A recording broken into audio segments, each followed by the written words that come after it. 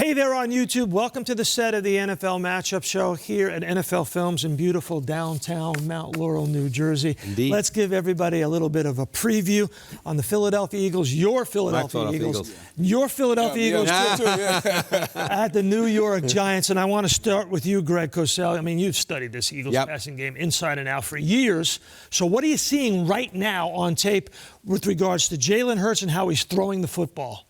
Well, number one, he's throwing it really well. But I think where this passing game has evolved, it was very schematic early in the season. It still is. But I think what you're seeing now is you're seeing when they get one-on-ones on the outside, whether it's Brown, whether it's Smith, Jalen Hurts is really comfortable and confident attacking the one-on-ones. And in this league, it's a league of matchups. Why is he more comfortable now? He's just playing more games. He feels very good about his receivers. I personally think his mechanics are much better, too. I think his lower body mechanics are much firmer. I just think he's throwing the ball better. He's been more accurate over the last 5-6 weeks. Kelsey and that offensive line, keeping him pretty clean. So God, you don't see that very often in the NFL. Absolutely. Believe me, no one's around him. But you mentioned the stat during our show. I want to go back to that. So A.J. Brown is number one in the league in one-on-one coverage touchdown passes. So that's what you want to stay away from if you win, because you don't have corners on his defense that I think can just match up with A.J. Brown. Devontae Smith is a weapon as well. But if I'm on the defense, if I'm calling this week, I want to have some post-snap movement to try to slow down the reads, try to confuse Hurts a little bit, because if Hurts knows where the one-on-one is, he's going to have a clean pocket. All right, but you know Wink Martindale, the Giants' defensive coordinator. But he also is the number one blitzing defensive coordinator. So he's going to leave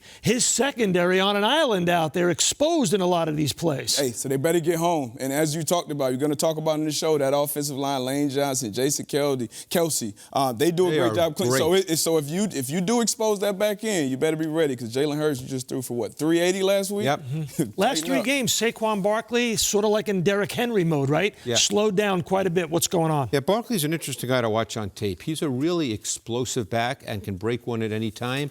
But he's really has not been in his career a great confined space runner, the kind of back that gets you the sustaining yards. He must become better at that. That's something I've noticed ever since he came into the league, and that has hurt the Giants' offense. That may have been part of the reason they lost last week, when they could have put the game away by running the football. 1 minute and 36 seconds. Tie last week. Tie, right. Yeah, that's right. Sorry about that. It felt like a loss. It probably felt like a loss, You're watching too much tape during the week. I know. I was only 1 minute and 36 seconds this week, but I can tell you this, Greg Cosell, Derrick Henry ran right into a brick wall with that Eagles defense. I don't know why they're running in the A and B gaps. That five-man front. Why are you running the A and B gaps where all the really heavy hitters are? Why don't you spread it out a little bit more? Maybe they don't have that in their running game.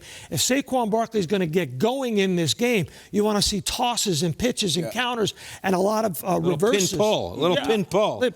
Please, a little bit. Something creative out of Mike Kafka and that offense, for sure. What do you see from the Eagles defense right now other than that really good run stuffing? Well, that's where it starts. And that's where it's going to start once again this week. You got to limit 2-6. You want to use that five-man front, limit 2-6, and force Daniel Jones to beat you. Daniel Jones made some throws last week, but that's number 8 has to beat me before 26 beats me. Oh, I am going to be up there for that game. I'm also going to be on the radio in the booth with Chris Carlin doing the analyst job in the booth on ESPN Radio National. Sal. Looking forward to that. My first time doing an Eagles game. Going to be really excited about handling that as well as TV duties. And check us out.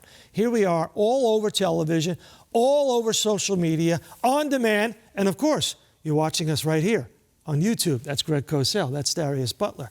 And we'll see you on ESPN and ESPN2.